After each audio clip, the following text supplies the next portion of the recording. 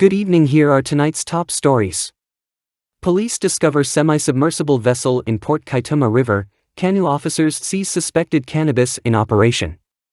Also Team Mohammed's empowers 15 women with support for various projects, Bara businessmen apprehended with firearm and suspected drugs. Additionally, a house fire devastates family in Providence while a fatal shooting occurs during attempted motorcycle theft in South Sofia. And lastly, the Ministry of Health to introduce ultrasound training program. Stay tuned for updates on these developing stories. Please remember to like, share and subscribe to our channel for more news. Police discover semi-submersible vessel in Port Kaituma River. On Saturday, a significant discovery was made by the police in the Guyana Creek, located within the Port Kaituma River in Region 1, Bara. A gray semi-submersible vessel, concealed under truly leaves, was uncovered by law enforcement officials during their operation in the area. Alongside the vessel, authorities stumbled upon a hidden makeshift camp nearby, strategically shielded from public view. Following a thorough search of the vessel, law enforcement officers uncovered approximately 15 sandbags and about 6 cases of water. The discovery has prompted ongoing investigations into the purpose and activities associated with the vessel and the hidden camp. Law enforcement agencies remain vigilant as they delve deeper into this intriguing and potentially significant development. As investigations progress, authorities are determined to unravel the mysteries surrounding the semi-submersible vessel and the clandestine activities it may be linked to in the Port Kaituma River.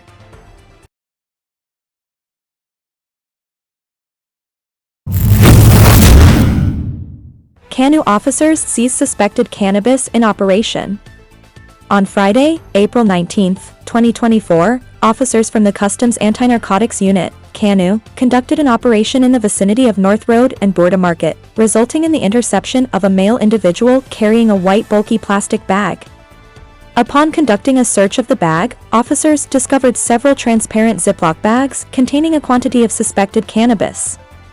The individual, identified as Lakin Behari, aged 41 and a resident of Bath Settlement, West Coast Burbus, was apprehended and escorted to Cano's headquarters along with the suspected narcotic. Subsequent testing confirmed the substance to be cannabis, with a total weight of 282 grams. Investigations into the matter are currently ongoing as authorities work to gather further information and evidence related to the case. Such operations by Cano serve to combat the illegal drug trade and contribute to efforts aimed at maintaining public safety and security.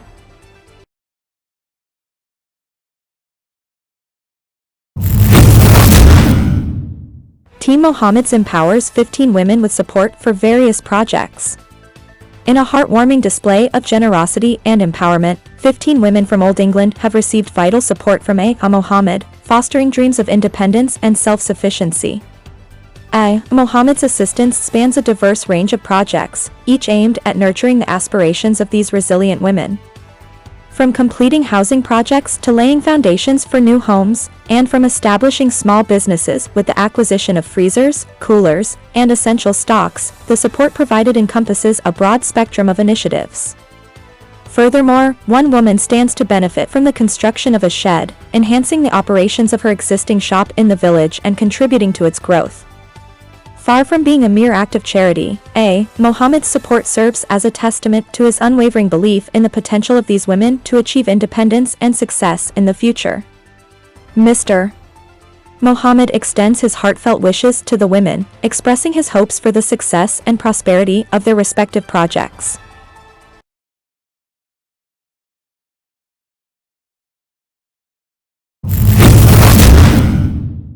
Bara businessman apprehended with firearm and suspected drugs. A 28-year-old businessman hailing from Bara, Region 7, found himself in police custody on Monday following his apprehension with a firearm and a stash of suspected amphetamine pills, commonly known as ecstasy. According to a statement from police headquarters, the arrest took place around 14:35 HRS at the Itabali checkpoint, where vigilant officers were stationed. The businessman was traveling on an all-terrain vehicle, ATV, the registration of which was unknown. When approached by the officers and asked for his driver's license and vehicle documents, the man claimed he did not possess any such paperwork. Upon his consent, a search of his belongings was conducted. Within a haversack discovered during the search, authorities found 40 pills suspected to be amphetamine, along with a firearm identified as a Springfield Armory USA pistol. The pistol, bearing serial number US 979040, was accompanied by 10 9mm rounds of ammunition stored in the ATV. After being briefed on the nature of his offenses, the businessman was cautioned and promptly taken into custody. Subsequently, the firearm and suspected drugs were duly marked, sealed, and secured as evidence. The matter remains under investigation as authorities work to ascertain further details surrounding the incident.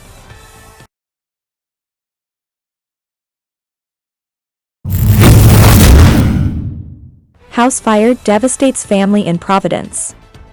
Early this morning, tragedy struck as a fire of yet undetermined origin ravaged a one-story wooden house situated at Old Road, Providence, East Bank Demerara, EBD. The residence, which served as the home for a family of 4, was consumed by flames, leaving devastation in its wake. The occupants of the house, comprising a woman, her husband, and their 2 children aged 18 and 9, were fortunately not present when the fire broke out.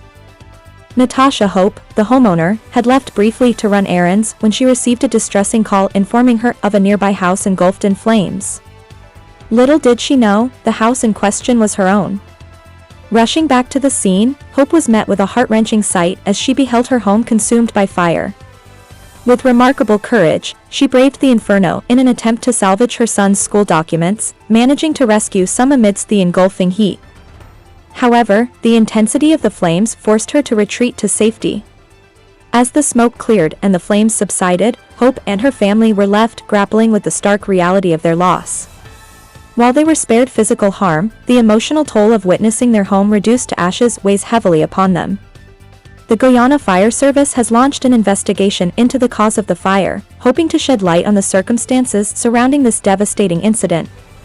As the affected family begins the arduous task of rebuilding their lives, the community rallies behind them in a show of support and solidarity during this trying time.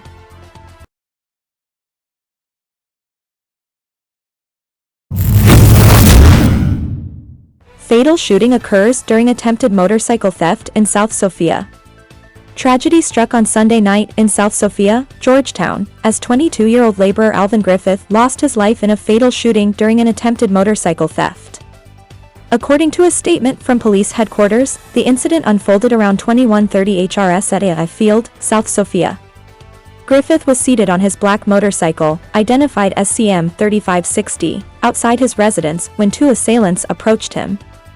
One of the suspects brandished a handgun, attempting to steal Griffith's motorcycle. A struggle ensued between Griffith and the assailants, resulting in the armed suspect firing a shot that struck Griffith in the chest. Despite attempting to flee, Griffith collapsed after running a short distance. Local residents responded swiftly, managing to apprehend one of the suspects as they attempted to flee the scene. The captured suspect, a 19-year-old from Campbell Street, Albuistown, Georgetown, was taken into custody after being subdued by residents. However, Griffith succumbed to his injuries before medical assistance could reach him, despite efforts by residents to rush him to the Georgetown Public Hospital. The apprehended suspect, who sustained injuries from the residents' intervention, is currently hospitalized under police guard. Meanwhile, Griffith's body remains at the hospital's mortuary, awaiting a post-mortem examination. As investigations continue into this tragic incident, the community mourns the loss of Alvin Griffith and awaits justice for the senseless violence that claimed his life.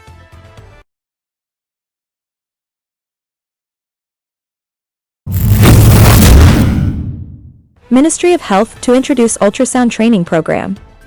The Ministry of Health is gearing up to launch a sonography or ultrasound training initiative in collaboration with Mohawk College, a reputable Canadian institution. Minister Dr.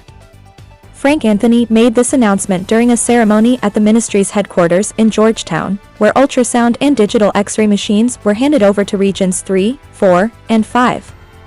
The comprehensive training program, set to commence within the next 2 months under the Health Sciences Education Division, will equip participants with the skills necessary to perform sonography. Upon completion of the training, individuals will receive certification and be deployed to various regional health institutions across the country. Sonographers, also known as ultrasound technicians, utilize imaging equipment and sound waves to generate images of different parts of the body. These images are instrumental in aiding doctors to diagnose and treat a wide range of medical conditions. By training technicians in ultrasound procedures, the ministry aims to alleviate the workload of doctors and enhance healthcare delivery efficiency. 16 individuals have already been selected to comprise the inaugural cohort of trainees, hailing from diverse regions across Guyana. This initiative forms part of the government's overarching strategy to bolster the human resource capacity within the healthcare sector. In addition to the ultrasound training program, Budget 2024 has allocated $1.4 billion for the construction of 2 health science training facilities in New Amsterdam and Suddy. These facilities will serve as hubs for recruiting and training individuals in various healthcare professions, including nursing. With an intake of over 2,000 students in medical services programs in 2023 and a projected cohort of over 3,500 students in 2024, the government is making significant strides in expanding the healthcare workforce. Furthermore, plans are underway to train over 1,000 registered nurses within the next 3 years, alongside similar programs for laboratory technicians, pharmacy assistants, community health workers, CHWs, and nursing assistants, among others.